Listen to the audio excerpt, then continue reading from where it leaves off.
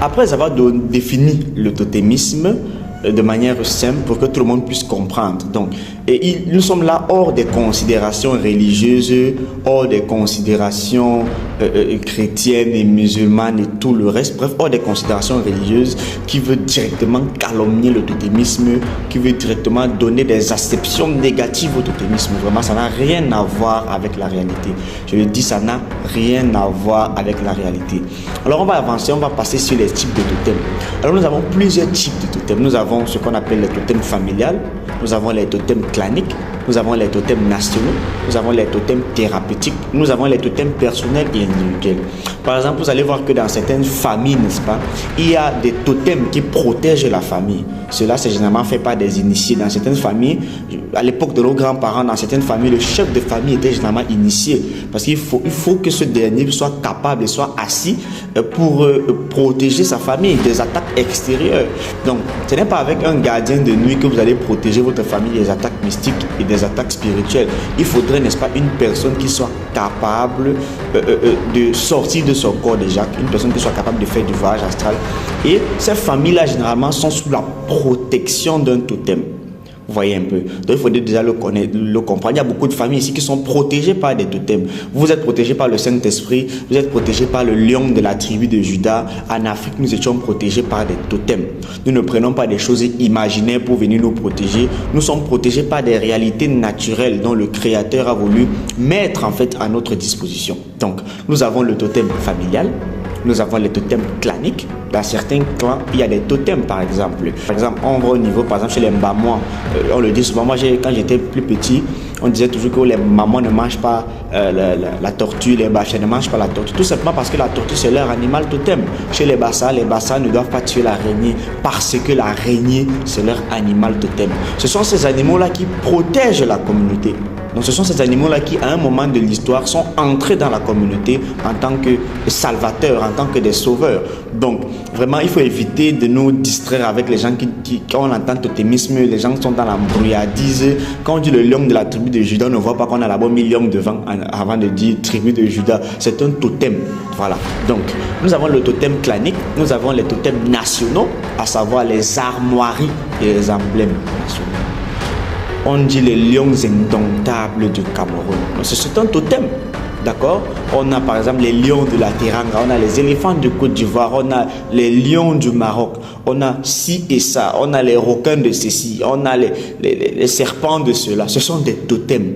Ce sont des totems nationaux. Et dans nos armoiries, il y a la crevette par exemple. Quand on va par exemple au niveau de Douala, vous allez au niveau des communes là, vous allez voir souvent certains insignes, il y a la crevette, il y a, je sais pas trop. Donc, ce sont des totems nationaux, n'est-ce pas? Il y a donc les totems thérapeutiques.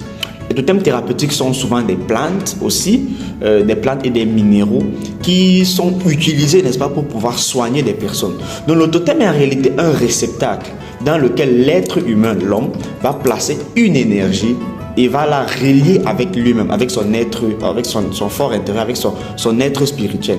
Ce qui fait que quand un être humain, par exemple, est souffrant, quand un être humain est malade, il y a certaines espèces de plantes, il y a certaines espèces végétales qui ont certaines vertus thérapeutiques. Souvent, donc, quand une personne tombe donc beaucoup malade, quand il a certaines maladies, et qu'à chaque fois qu'on s'en guérit pas, on le lie directement avec la plante qui est capable de guérir sa maladie. Ce qui fait que lorsqu'il est malade, il se soigne instinctivement, il se soigne de manière... ils se soignent directement, quoi, sans toutefois aller à l'hôpital. C'est ça les totems thérapeutiques. Les totems thérapeutiques sont utilisés, n'est-ce pas, pour la santé. Les totems thérapeutiques sont utilisés pour la santé, sont utilisés pour la santé en général. Donc, c'est un peu de ça dont il s'agit. Donc, à côté des totems thérapeutiques, nous avons des totems personnels. Ça veut dire que chaque être humain au sein d'un clan, au sein d'une famille, peut donc avoir des attributs, certains attributs spirituels. Et cela, ça se fait après une initiation. Ça veut dire qu'il y a une connaissance qui est théorique, maintenant il y a une connaissance qui est pratique qui se fait après l'initiation. Et après l'initiation, donc, il y a donc un totem qui vient vers vous. Ce n'est pas forcément vous qui choisissez le totem. Ce n'est pas quelqu'un qui choisit. Il ne peut pas choisir d'être le lion ou d'être la chèvre ou d'être le serpent ou d'être l'hippopotame ou d'être je ne sais pas trop quoi. Non, c'est le totem qui vient vers vous. Vous avez des attributs, vous avez des caractéristiques qui qui font en sorte que les totems se reconnaissent en vous, que vous vous reconnaissiez au totem. Donc on a des totems personnels, on a des gens qui ont des totems serpents et tout. Donc sans faire un jugement de valeur, il y a des personnes qui ont des totems qui en font mauvais usage. Là, c'est leur problème. Mais nous n'allons pas dit que le totémisme, c'est quelque chose de négatif. Le totémisme est une science. Il faudrait déjà le dire. Donc, ce sont donc là les types de totems. Les totems familiales, totems claniques, totems nationaux, les totems thérapeutiques et les totems personnels. Alors, à côté des types de totems, nous avons donc les formes de totems. Parce que les totems peuvent prendre différentes formes. Comme on a par exemple si bien dit que les totems peuvent être des animaux, peuvent être des végétaux, peuvent être des minéraux. Hein, d'accord. Il y a même des totems qui peuvent être carrément des êtres humains. Il y a des êtres humains qu'on totémise. Vous voyez, il y a des êtres humains là qui sont dans des familles. Quand on entend souvent qu'on a vendu quelqu'un, en réalité, on peut souvent totémiser une autre personne. Donc, on place la personne là comme étant un réceptacle. On met des énergies. Voilà. Donc, on a donc des formes de totems. On a des totems en forme de bois, qui sont des sculptures. Donc, comme on a dit par exemple que le mot totémisme vient de Odiwas, qui est un emprunt de l'Amérique du Nord. On voit bien souvent dans des dessins animés, vous avez une longue sculpture de bois avec des animaux qui sont gravés dessus. Donc, le totem donc, peut être une sculpture en bois. Et dans notre tradition africaine, nous avions des totems. Nous pouvions prendre des masques comme étant des totems. Parce que c'est vrai qu'il y a le fétichisme qui est à côté, qui utilise souvent qui peut utiliser également des objets, mais le totémisme également peut utiliser des objets. On peut totémiser un objet et on ne totémise pas l'objet en réalité, on place une entité, on place une certaine énergie dans cet objet-là. Donc c'est ça en réalité le totémisme également. Donc les sculptures peuvent être des totems, d'accord, sur la forme de bois, et ce n'est pas n'importe quel bois qu'on va prendre pour faire une sculpture totémique avec. Nous avons donc des animaux qui sont des formes de totems. On a des totems à forme animale. Donc vous avez des totems, voilà, comme on connaît. On a des végétaux qui sont des formes de totems. Et là, lorsqu'on parle de végétaux, il y a des végétaux, il y a des arbres, il y a des espèces végétales qui sont spécialement utilisées lors des initiations. Et ces espèces d'arbres et de plantes qui sont spécialement utilisées lors des initiations sont pour la plupart des totems.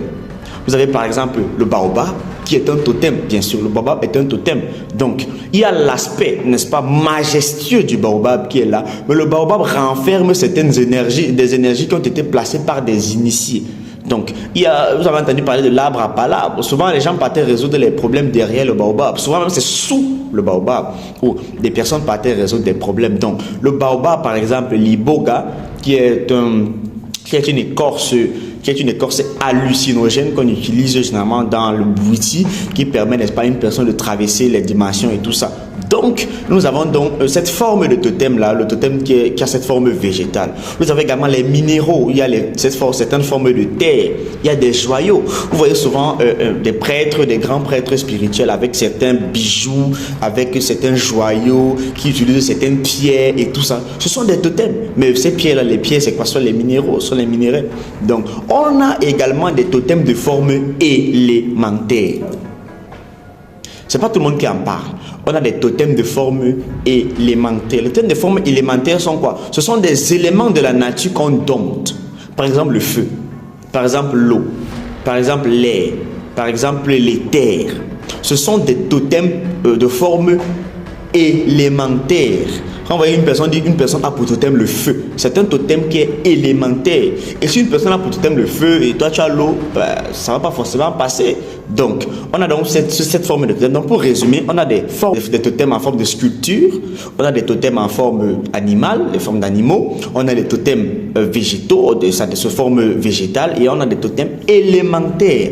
Donc, on a le feu, on a l'eau, on a l'air, on a les terres. Donc, c'était en ce qui concerne, n'est-ce pas, les types de totems dans un plan et les formes de totems dans un autre plan.